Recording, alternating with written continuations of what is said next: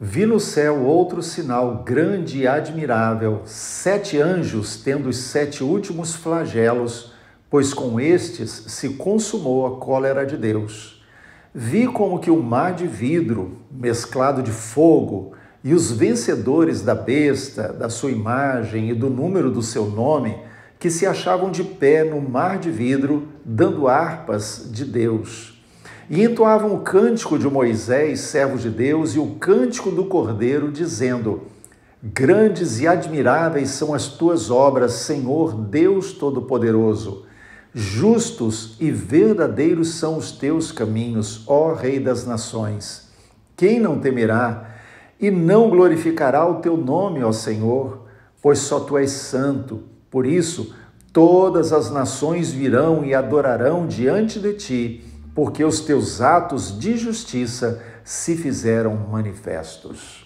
Apocalipse capítulo 15, versos de 1 a 4, nos falam já das últimas revelações com relação ao tempo do fim.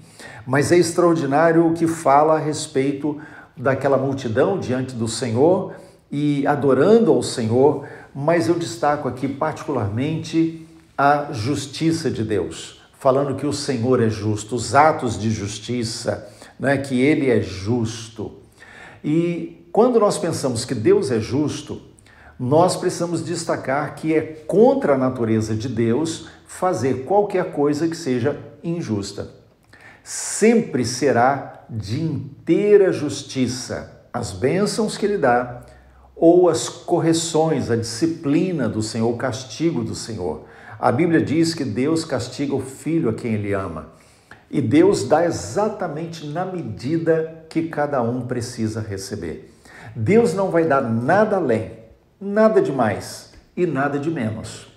Deus não vai dar nada antes nem depois. Deus é tão justo que Ele dará a cada pessoa na justa medida que cada um precisa receber.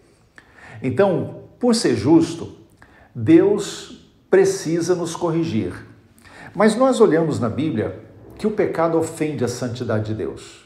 Então Deus, Ele precisa olhar para nós e, por causa da sua justiça, nos castigar eternamente, porque somos pecadores. A nossa condenação não é merecida porque nós fazemos coisas ruins, porque nós cometemos pecado. A nossa condenação é merecida porque somos pecadores na nossa essência.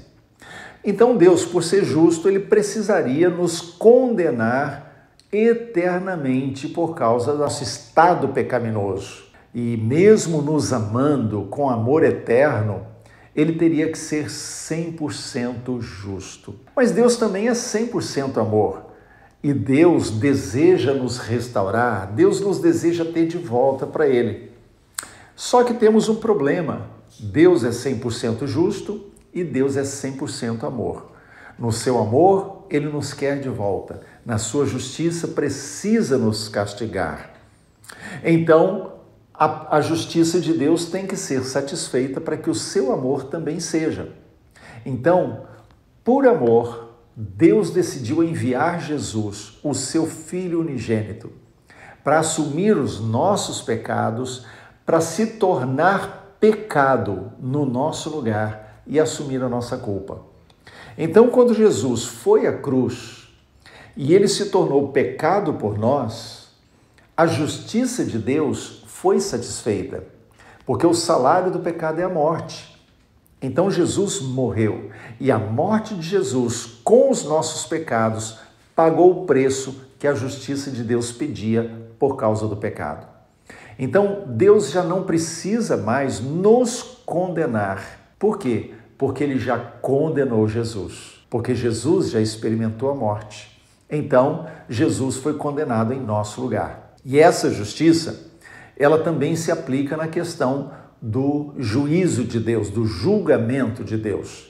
Quando todos estivermos diante do trono de Deus, todos receberão justiça plena. Todos vão receber justiça plena. Agora, essa constatação da justiça plena de Deus no dia do julgamento final, ela é tanto um consolo quanto uma advertência. Ela é consolo para aqueles que foram justificados em Cristo Jesus. Por quê? Porque o fato de Jesus levar os nossos pecados não torna automaticamente cada um de nós perdoados e salvos.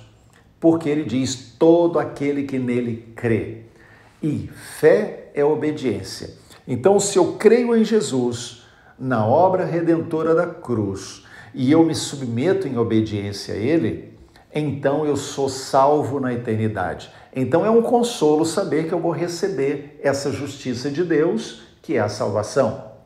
Mas para aqueles que decidiram não crer em Jesus, para aqueles que decidiram viver uma vida de independência de Deus, é uma advertência, porque vai receber na justa medida também a condenação, porque ou é salvação ou é condenação. Mas o fato é, Deus é justo e ele é incapaz de fazer qualquer coisa que seja injusta ou fora da justiça.